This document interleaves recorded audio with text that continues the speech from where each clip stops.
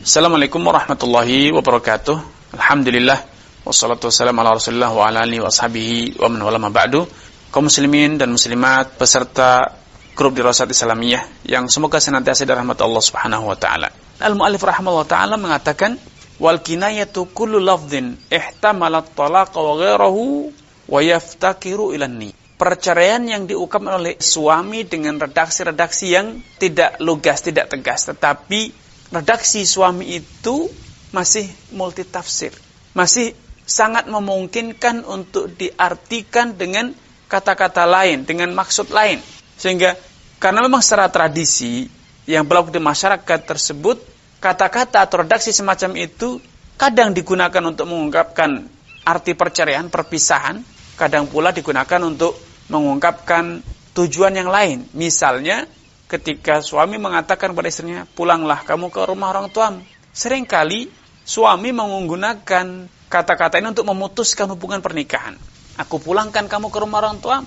Pergilah, keluarlah dari rumah ini. Walaupun kita semua juga sadar bahwa redaksi semacam ini juga sering digunakan untuk mengutarakan arti-arti lain selain perceraian.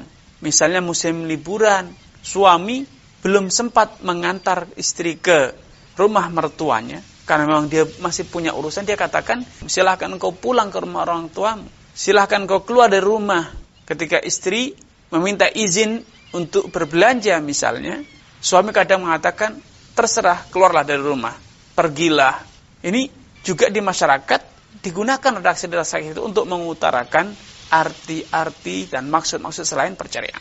Sehingga ketika suami mengutarakan kata-kata tersebut, tidak serta-merta dianggap itu sebagai perceraian, tetapi harus dikembalikan kepada niat suami. Apa maksud dan tujuan suami dari melontarkan kata-kata tersebut? Bila dia mengatakan saya niatnya ingin memutus, mengakhiri hubungan pernikahan, maka redaksi itu bisa diterima sebagai redaksi perceraian. Itu bisa diterima dan perceraiannya bisa jatuh dengan kata-kata semacam itu. Tetapi bila suami kemudian menjabarkan, menjelaskan maksud dan ucapannya dengan arti yang wajar, bisa diterima secara tradisi, logis, maka tidak bisa jatuh cerai atau tidak jatuh cerai. Klaim suami, penafsiran suami dari ucapan dia bisa diterima secara hukum. Namun tentu penjelasan bahwa redaksi yang bersifat kinayah, yang multitafsir, tidak lugas, penafsirannya dikembalikan kepada niat dan maksud atau tujuan suami, ini tentu tidak serta-merta kita tutup mata, kita mengabaikan akan fakta-fakta lain berupa indikator-indikator yang mendukung, yang juga itu bisa dijadikan sebagai alat bantu untuk memahami maksud dari ucapan suami. Ketika suami cekcok, marah, banting piring, gebrak meja, misalnya gedor pintu, kemudian dia mengatakan, pulanglah kamu ke rumah orang tuamu, saya pulangkan kamu ke orang tuamu, kita pisah ranjang misalnya. Maka adanya indikator marah, cekcok, banting piring, banting meja, apalagi bila didukung oleh ucapan istri, ceraikan aku, kemudian suami mengatakan, saya pulangkan kamu ke rumah orang tuamu, pulanglah kamu ke orang tuamu, maka qarinah ini, indikator-indikator ini menguatkan maksud adanya pemutusan hubungan pernikahan. Apalagi bila ternyata ucapan itu merupakan respon jawaban dari permintaan istri agar suami menceraikannya. Ceraikan aku, dan kemudian suami menjawabnya dengan apa? Silahkan kamu pulang ke orang tuamu. Aku pulangkan kamu ke orang tuamu, dan seterusnya. Atau dengan mengatakan bahwa saya akan segera urus surat-suratnya di kantor pengadilan. Ini merupakan indikator yang mengarah kepada penafsiran redaksi ucapan suami tadi dengan arti perceraian, pemutusan hubungan pernikahan. Demikian pula bila didapatkan indikator lain, misalnya musim liburan, misalnya istri minta izin untuk berbelanja, misalnya istri merasa ketakutan di rumah baru tersebut karena tidak ada yang menemani ketika suami bekerja, maka ketika suami merespon perkataan istri, saya takut tinggal di rumah ini sendirian, ada gangguan di sini, kurang nyaman, kurang aman, dan seterusnya. Kemudian suami mengatakan, baik kalau gitu saya akan pulangkan kamu ke rumah orang tuamu. Maka indikator ini menguatkan arti bahwa suami tidak ingin menceraikan, tetapi dia ingin apa? Ingin mengembalikan istri kepada rumah orang tuanya agar dia merasa aman, tidak merasa terancam. Bukan bermaksud apa? Bukan bermaksud menceraikan. Atau ketika istri minta izin untuk keluar rumah, berbelanja, shopping, atau wisata, kemudian suami mengatakan, silahkan pergi. Pergilah. Maka ini tentu menguatkan arti bahwa dia tidak ingin menceraikan, namun merestui istrinya pergi atau berwisata atau berbelanja. Sehingga dalam menafsiri perkataan suami, tentu keberadaan indikator-indikator semacam ini sangat penting. Terlebih secara faktual. Betapa banyak suami yang ketika dia melafadzkan, mengucapkan kata-kata semacam di atas, kemudian di lain hari, di lain waktu, dia menyesal. Ketika dia cekcok, emosi, terbakar oleh rasa tersinggung dan seterusnya, istri kemudian menantang, mengatakan, kalau memang kamu laki-laki, ceraikan aku. Kemudian suami dengan merasa tersinggung, merasa ego, merasa terhina, kemudian mengatakan, kalau gitu pulanglah kamu ke orang tuamu. Kalau gitu saya akan segera urus surat-suratnya di pengadilan agama. Pergilah, keluarlah dari rumah ini. Namun seringkali ketika suasana rumah tangga sudah mulai reda, percekcokan sudah berakhir, suami sudah duduk termenung, mulai memikirkan konsekuensi dari perceraian dan dampak yang akan terjadi selanjutnya. Anak-anaknya yang broken home, dia akan bermasalah dengan dua keluarga besar, keluarga dia sendiri dan juga keluarga mertua dan sebagainya.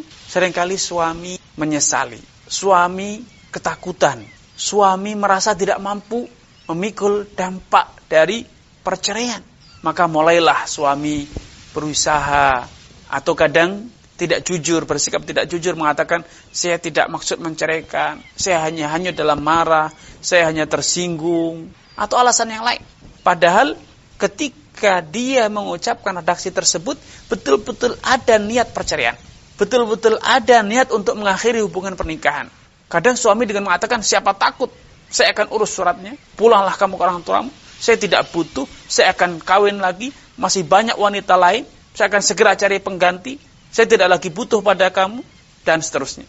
Ada kata-kata semacam itu. Namun karena kadang kejujuran dan nyali yang ciut, menganggap bahwa masalah ini bisa diselesaikan dengan apa? Dengan bermain playing victim, ya. Mengesankan bahwa dia terdolimi, dia tidak sadar, dia tidak paham akan konsekuensi ucapannya. Membuat alibi-alibi yang semacam ini. Tentu sebagai seorang muslim yang sadar akan konsekuensi hukum, bahwa hukum jatuh cerai atau tidak jatuh cerai itu bukan kesepakatan, bukan suka-suka, bukan barang dagangan yang bisa ditawar, tetapi itu adalah ketetapan hukum Allah Subhanahu wa taala. Kalau memang sudah diniatkan, ya jatuh.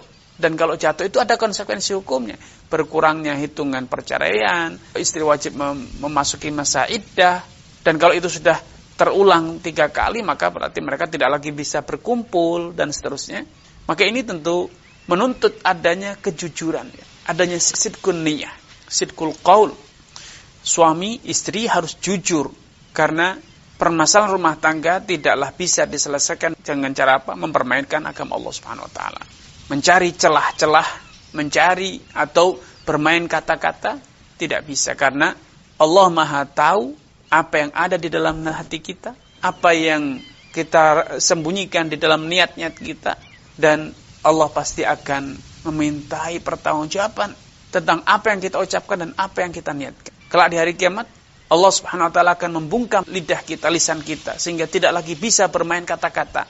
Yang akan menjadi saksi bersaksi adalah anggota tubuh kita.